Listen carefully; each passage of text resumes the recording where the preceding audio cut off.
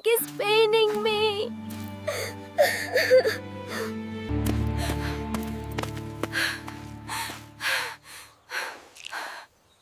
Bless the gods for this food. Abomination!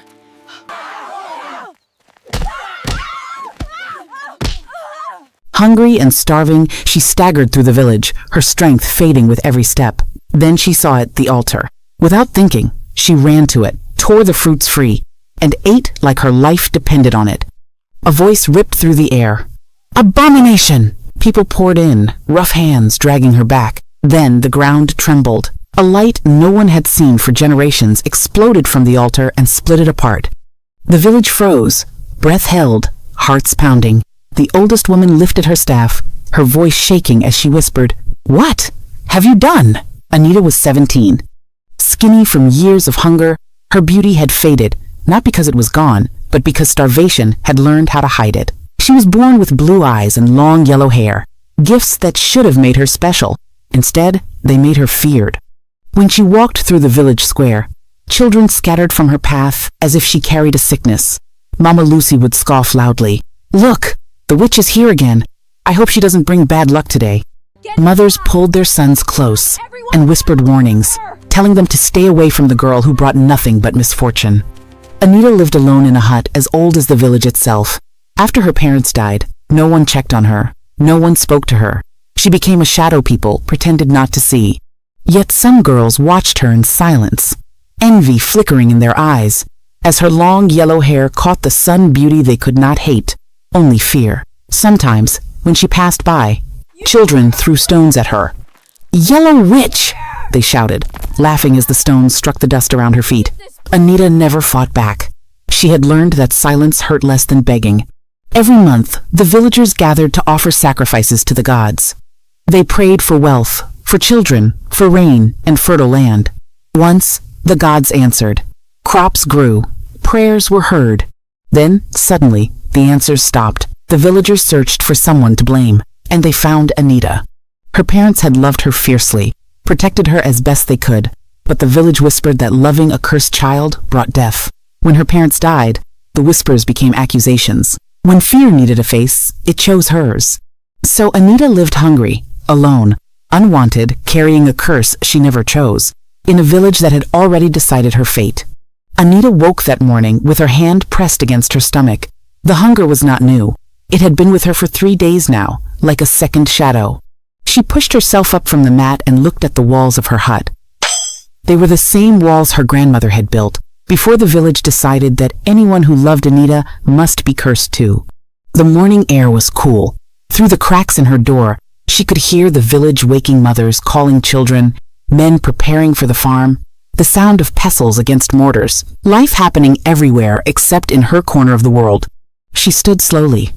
Her legs felt weak, but she had learned to ignore that feeling. She wrapped her faded cloth around her waist and stepped outside. The path to the bush was familiar. She had walked it since she was old enough to set traps. Her father had taught her before he died. "The forest provides," he used to say, "but only for those who are patient." She had been patient. 3 weeks she had checked that trap, watched it, hoped. When she reached the clearing, 2 hunters were already there, laughing as they pulled a bush rat from her snare. The smaller one held it up, examining it in the early light. "Please," Anita said. Her voice came out smaller than she wanted. "I set that trap." The taller hunter turned. His smile faded when he saw her, replaced by something harder. "You? What can you catch, yellow witch?" "I haven't eaten in—" "Then maybe your gods will feed you." The smaller one laughed.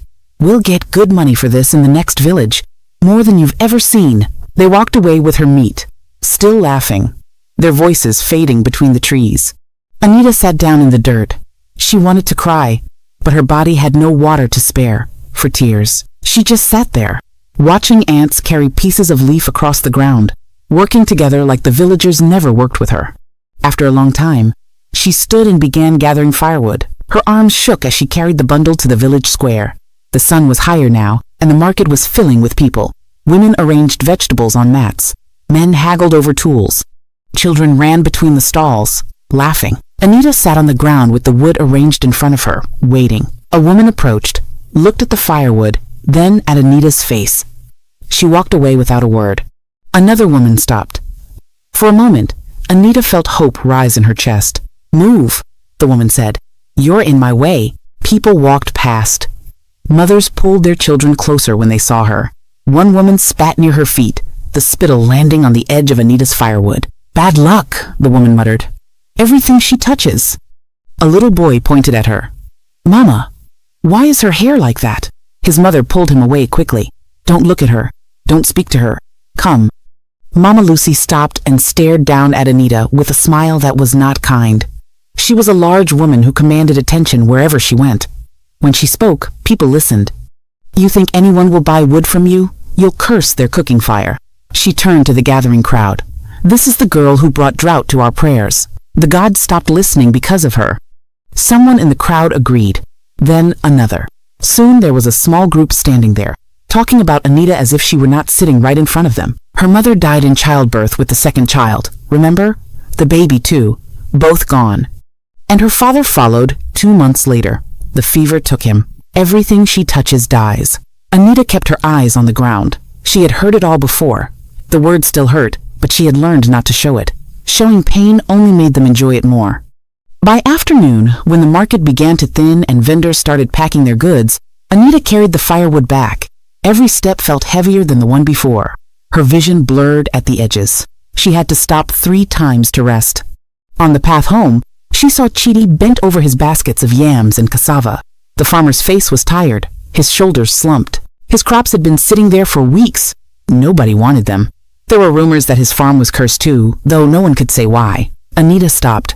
She knew what it felt like to have something to offer and watch everyone turn away. "Sir," she said softly, "would you trade firewood for food?" Chidi looked up. His first instinct was to say no, he had his own reputation to protect. But when he looked at her, really looked, he saw something that made him pause. The way her wrapper hung loose on her frame, the way her hands shook as she held the bundle of wood, the hollow places in her cheeks. He remembered what it felt like to beg people to buy what you grew with your own hands, only to be ignored. He remembered the shame of it, the anger, the helplessness. "Wait here," he said. He went to the back of his stall where he kept his own food. His wife had cooked it that morning, rice and stew with a small piece of goat meat they had been saving. He put it in a bowl and brought it to Anita. She took it with both hands, as if it might disappear. She ate standing up, right there in front of him. She could not wait. The plate was empty in moments, and she licked it clean without shame. "You want more?" Chidi asked. She looked up at him, and he saw tears in her eyes. She nodded. He gave her more. This time she ate more slowly, savoring it. "The gods will bless you," she said when she finished, her voice thick with emotion. Chidi just nodded. He did not believe in much anymore. The gods had not answered his prayers either, but he believed in hunger. He had known it himself, and he could not watch someone else suffer it when he had the power to help. Anita handed back the bowl, thanked him again, and walked away. She took the firewood with her. He had not asked for it, but she left it by his stall anyway. The next morning, Chidi's stall was crowded before he even finished setting up. People he had never seen before came to buy his crops. They came from neighboring villages, saying they had heard his yams were the best in the region. He sold more in one day than he had in a month. He stood behind his empty baskets that evening, confused and grateful. His wife asked him what had changed, and he could not explain it. He only knew that something had shifted. But Anita's day was different. She woke with the same hunger, though it was quieter now after Chidi's food. She went to the stream to fetch water, walking the long path because the closer stream was forbidden to her. The elders had decided years ago that she should not contaminate the village water. On her way back, she saw a woman struggling with a heavy load of cassava. Anita offered to help. The woman looked at her with disgust and walked away, leaving some of her cassava on the ground rather than accept help. Anita continued home. Later, she cut grass for Elder Obi's goats. She worked until her back ached and her fingers bled from the sharp blades. She worked carefully, choosing the best grass, avoiding the bitter plants that would make the goats sick. When she finished, Elder Obi inspected her work. He nodded, satisfied, then looked at her. "You think I'd pay you? You're lucky I let you work at all. Keeps you from causing trouble elsewhere. But you promised." "I promised nothing. Now leave before I change my mind about letting you near my animals." She walked away without arguing. What would be the point? Elder Obi was respected in the village. No one would believe her word over his. As she walked through the village, she saw a group of girls her age sitting under the mango tree. They were braiding each other's hair and laughing about boys, about marriages being arranged, about festivals coming up. Anita had not spoken to another girl in months. The loneliness sat in her chest like a stone. She gathered her courage and approached them. The laughter stopped. "What do you want?" one of them asked. Her name was Adeze, and she had been Anita's friend once when they were very small, before the other children learned to fear her. "I thought, maybe I could sit with you." The girls looked at each other. One of them, Nkechi, laughed a short, cruel sound. "We don't sit with orphans," Nkechi said. Adeze looked uncomfortable but said nothing in Anita's defense. "You want us to end up like you?" another girl added. "Alone and cursed? My mother says if I even talk to you, I might never find a husband." "I'm not cursed," Anita said quietly. I'm just alone." "Then stay alone," Nkechi said. "We have enough problems without adding yours." Anita walked back to her hut. The sun was setting, painting the sky in colors that reminded her of better times, when her father would point out the shapes in the clouds, when her mother would sing while cooking dinner. The village looked beautiful in that light, golden and warm. But it was not beautiful for her. It had never been beautiful for her. That evening, the elders sat beneath the iroko tree.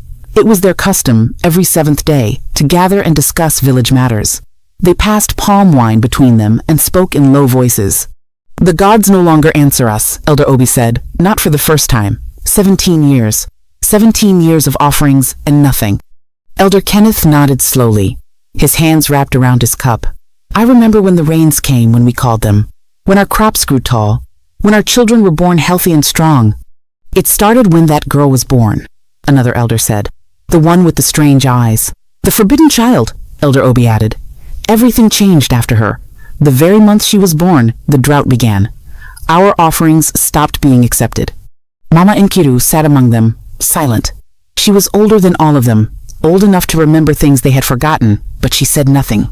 "Then perhaps she is the problem," Elder Obi said, his voice gaining strength. "Perhaps we must give her back to the gods, cleanse the land of her presence." "You mean kill her?" Elder Kenneth asked, though his voice held no judgment, only curiosity. "I mean, offer her. There is a difference. The gods will decide what to do with her." They all murmured in agreement. It was easier than questioning themselves, easier than wondering if their own actions had driven the gods away. Mama Nkiru finally spoke. "She is just a girl. She is a curse," Elder Obi said, "and we have been patient long enough." They agreed to banish her first, see if that would appease the gods. If not, they would take further action. The next morning, they announced that Anita was forbidden from entering the village. Mama Lucy led the group that came to tell her. They stood outside her hut and shouted until she came out, squinting in the bright morning light. "You bring bad luck. You bring poverty. You poison our wells and curse our crops. You are no longer welcome here. If you are seen within the village boundaries, you will be punished." Anita looked at the faces in the crowd. Some looked satisfied. Some looked uncomfortable. None looked sympathetic. She did not fight. She did not cry. She just nodded. "I understand," she said. They left, satisfied with their righteousness. 3 days passed. Anita had not eaten. The forest gave her nothing, her traps remained empty, the fruit trees she knew were all within the village boundaries. The streams were far, and she was too weak to walk that distance more than once a day. She spent her time in the hut, lying on her mat, trying not to think about food. She thought about her parents instead. Her father's laugh. Her mother's gentle hands braiding her yellow hair. "You are special," her mother used to say. Never forget that. Special. The word tasted bitter now. On the 4th day, she woke feeling strange, lightheaded. The world seemed to tilt when she stood. She knew she needed food, or she would not survive much longer. She wandered closer to the village than she should have, staying in the shadows, moving between trees. She was looking for anything fruit that had fallen from the trees near the market, scraps that had been thrown away for the pigs. Then she saw it, the altar. It stood in the center of the village square, carved from old iroko wood and decorated with fresh offerings. She could see them from where she hid fresh mangoes, their skins still green and yellow. Roasted corn, the kernels golden, palm oil in clay bowls, reflecting the afternoon sun, food meant for the gods. Anita's stomach twisted painfully. She knew what would happen if she was caught. Banishment would become something worse. But hunger is louder than fear, louder than reason, louder than anything except the body's desperate need to survive. She waited until the square was empty. Most people were in their homes, resting during the hottest part of the day. She moved quickly, her bare feet silent on the packed earth. Her hands grabbed a mango first. The skin was smooth, perfect. She bit into it without peeling it, juice running down her chin, sweeter than anything she had tasted in weeks. She reached for another, then for the corn. Thief. The voice shattered the quiet like a stone through water. Elder Obi had been watching from his compound. He had suspected she might try something like this. People came running. Hands grabbed her arms, pulled her away from the altar. She fell to the ground, the mango still in her hand, her mouth still full. "Abomination!" someone shouted. "She ate from the gods! She has doomed us all!" They dragged her to the center of the square. Within minutes, the whole village had gathered. Even the children were there, wide-eyed and silent for once. Mama Nkiru was called. She walked slowly from her compound, her stick tapping against the earth. With each step, she looked at Anita lying in the dust, and something passed across her face, something that might have been pity once, but was now just duty, just weariness. "We must offer her to the gods," Mama Nkiru said, her voice carrying across the silent crowd, "to cleanse what she has done, to cleanse what she has been." The villagers murmured agreement. Some looked eager, some looked afraid, but none spoke against it. They brought ceremonial items, chalk for drawing symbols, palm fronds for purification, a blade for the final act. Mama Nkiru began to draw circles in the dirt around Anita, muttering prayers in the old language. Anita closed her eyes. She was too tired to be afraid anymore. Maybe this was better. Maybe wherever she was going, they would not hate her for the color of her hair. The ritual began. But before Mama Nkiru could speak the final words, before the blade could be raised, the altar cracked. The sound was like thunder, like the earth itself breaking open. A light brighter than anything they had seen. Brighter than the sun at midday shot up from the broken wood. It wrapped around Anita like cloth of pure gold. Her body lifted from the ground, rising slowly until she stood suspended in the air. Her yellow hair began to glow like melted gold, each strand shimmering with light. Her eyes shone like the sky itself, blue and infinite. Her worn wrapper transformed into garments that seemed woven from starlight. The villagers stepped back. Some fell to their knees. Some tried to run but found their feet would not move. Mama Nkiru's stick fell from her hand, clattering on the stones. When Anita opened her mouth, the voice that came out was not hers. It was deeper, older, carrying the weight of centuries. "I am Merime, goddess of love and wealth." The leaves on the trees scattered with the force of her words, spiraling through the air like green rain. "I chose to live among you. I walked in the dust with you. I felt hunger as you feel hunger. I stopped answering your prayers because I was here, among you, learning what it meant to be human."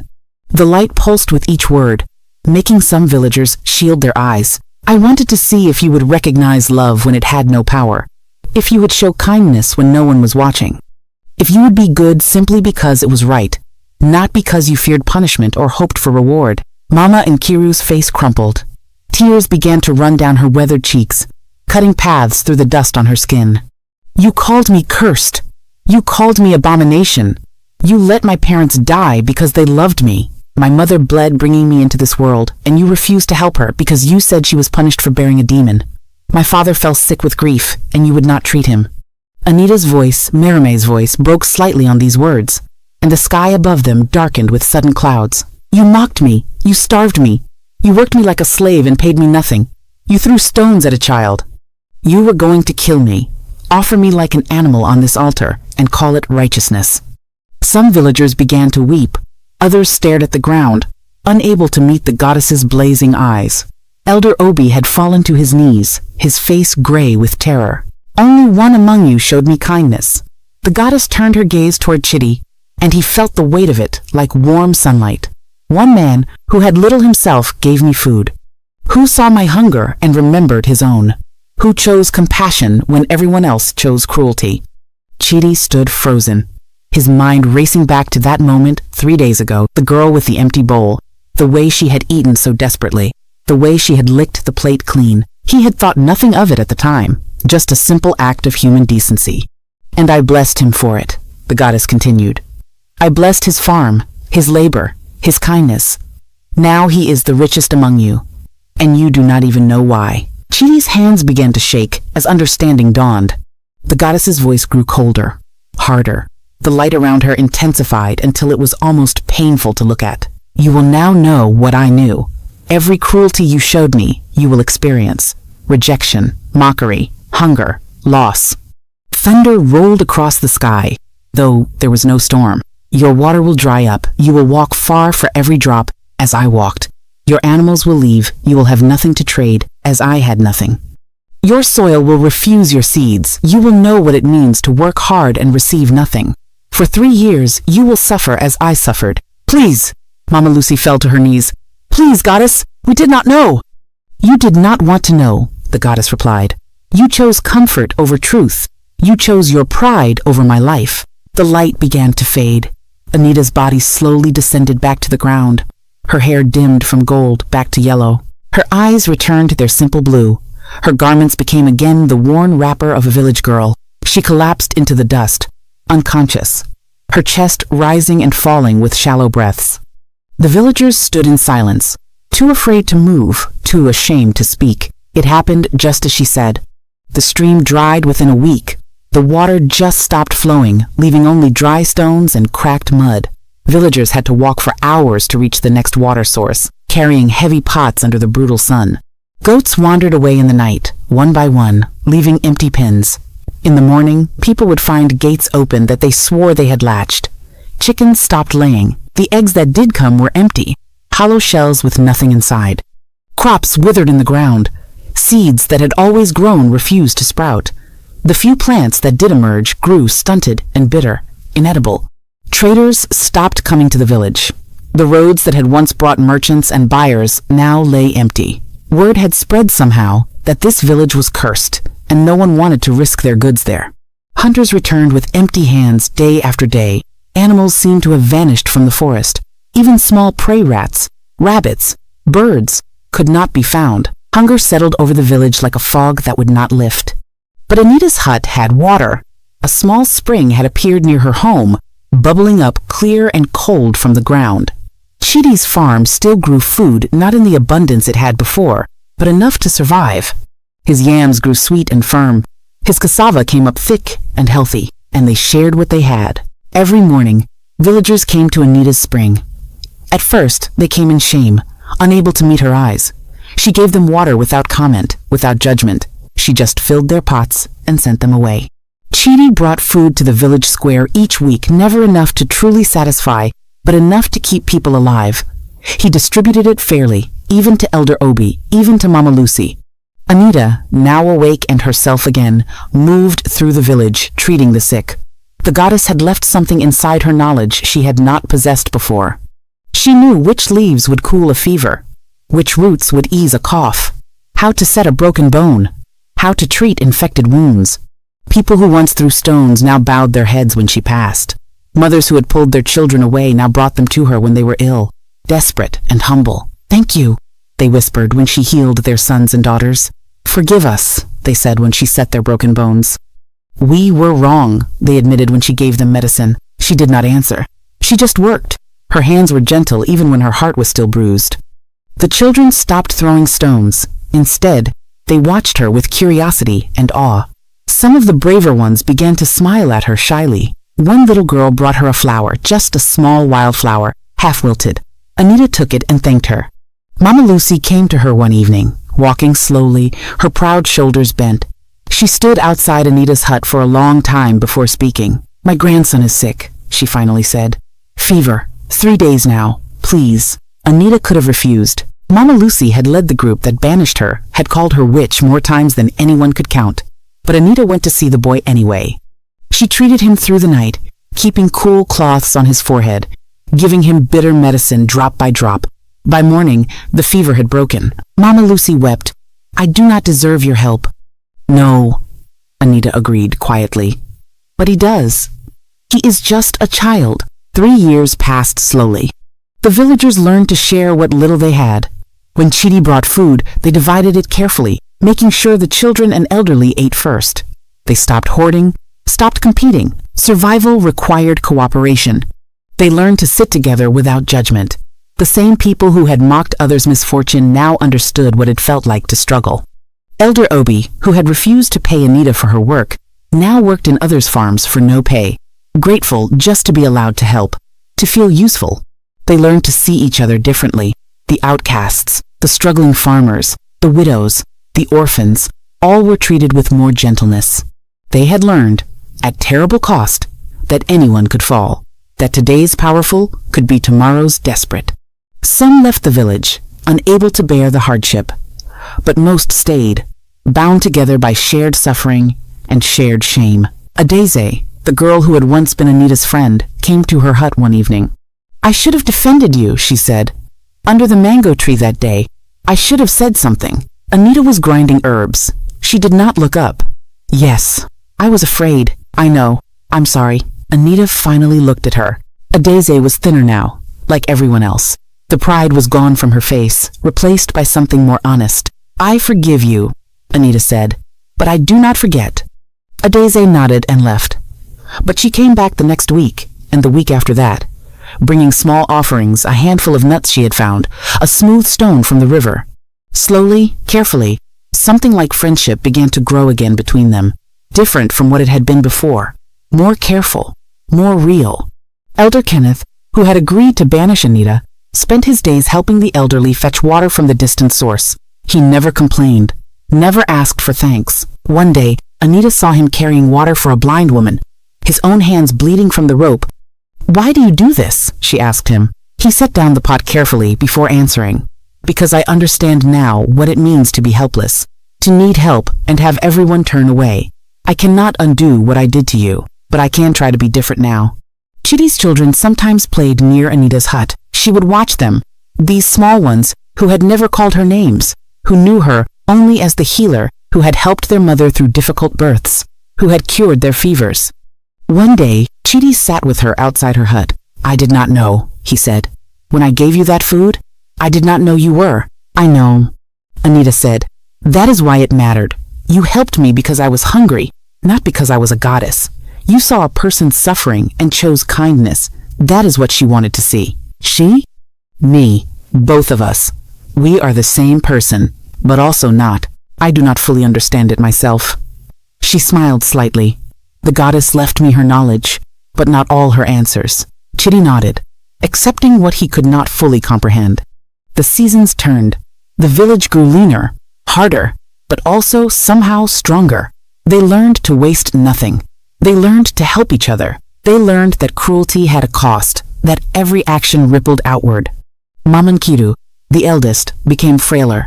Anita visited her often, bringing medicine to ease her joint pain, sitting with her in the evenings. "I saw what you were," Mama Nkiru said one night, her voice thin and tired. "When you were born, I saw the light around you. I knew you were not ordinary, but I said nothing. I was afraid of what others would think. Why are you telling me this now? Because I am dying, and I want you to know that someone saw you. Someone knew you were special and said nothing. I failed you in my silence." Anita held the old woman's hand. "I forgive you." "The goddess might not. I am the goddess," Anita said softly, "and I forgive you." Mama Nkiru died 2 days later, peacefully in her sleep. The village mourned her, and Anita mourned her too, for the woman she could have been if she had found courage earlier. On the last day of the 3rd year, exactly as the goddess had promised, the sky opened. The clouds had been gathering all morning, dark and heavy.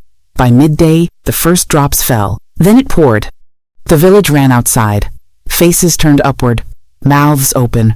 Children danced in the mud that formed instantly in the square.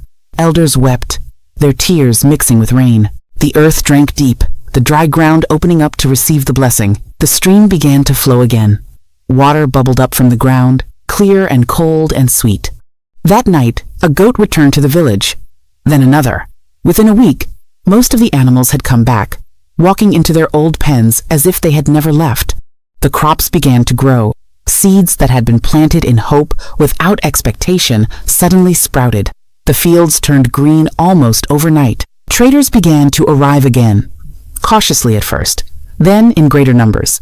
The curse had lifted, but the village was not the same as it had been. That evening, as the rain continued to fall gentle and steady, Mama Lucy sat outside Anita's hut. She had come to speak, but found she had no words. So she just sat there, an old woman in the rain, waiting. Anita came outside and sat beside her. They did not speak for a long time. Finally, Mama Lucy said, "We cannot undo it. No, we cannot make you forget. No. Can we do better?" Anita looked at her, this woman who had led the campaign of cruelty, who had enjoyed her power over others, who had learned through suffering what she would not learn through mercy. "Yes," Anita said, "you can do better." Mama Lucy nodded. She stood slowly, her old bones aching from sitting in the rain. Before she left, she touched Anita's shoulder gently, a gesture of respect. The rain continued through the night. In the morning, the village woke to a transformed world. Green shoots everywhere, water flowing, birds singing. The air itself felt different, cleaner, full of possibility. Anita walked through the village square. People greeted her respectfully. Children ran to her, asking about the plants they had found, whether they were safe to eat. She answered patiently, teaching them as she walked. She passed Chitty's stall, now abundant again with crops, surrounded by buyers. She passed the place where the girls used to sit under the mango tree. Now they invited her to join them, made space for her, braided her yellow hair with gentle hands. She passed the compound where Elder Obi lived.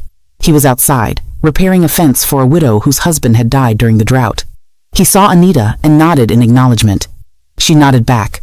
The altar had been rebuilt stronger, more beautiful, but now there were also offerings left at Anita's door. She always returned them, told people to give to those in need instead. "I am not a goddess to be worshipped," she said. "I am just Anita." But they knew she was both. That evening, she returned to her hut. Someone had left something on her step, the small carved bird that Mama Nkiru had given her, now polished and repaired where it had cracked over the years. Anita picked it up, held it in her palm. It was warm from the sun. Inside her hut, she placed it on a small shelf her father had built when she was young. She had nothing else to put there, no decorations, no treasures, just the bird. She lay down on her mat as darkness fell. Through the open door, she could hear the village settling into sleep, voices calling goodnight, a mother singing to her child, the sound of animals in their pens, life. It was not perfect. Some people still looked at her with lingering fear. Some children still whispered about the goddess who lived as a girl. Some elders still struggled with their shame. But it was different. The cruelty was gone. In its place was something more fragile, but more real human beings trying to be better than they had been, trying to choose kindness even when it was difficult. Anita closed her eyes. Tomorrow someone would be sick. Someone would need help. Someone would come to her door and knock softly. And she would answer. Because that was what she had chosen, what the goddess had chosen when she decided to be human. Not revenge. Not withdrawal. Not eternal judgment. Just presence. Just help. Just being there when someone knocked. The rain fell soft and steady through the night, washing the dust from the leaves, soaking into the grateful earth, watering the seeds that would grow into tomorrow's harvest. And in her hut, Anita slept peacefully, her yellow hair spread across the mat like gold, her blue eyes closed, her breathing slow and steady. Just a girl, just a goddess. Just someone who had learned that the hardest thing in the world, harder than calling down rain, harder than growing crops in cursed soil, harder than transforming into light itself, was choosing to love people who had hurt you, and doing it anyway. Every single day. The village failed Anita by choosing fear and cruelty, while Chidi proved that kindness to the rejected reveals true humanity and compassion is the real test of the gods.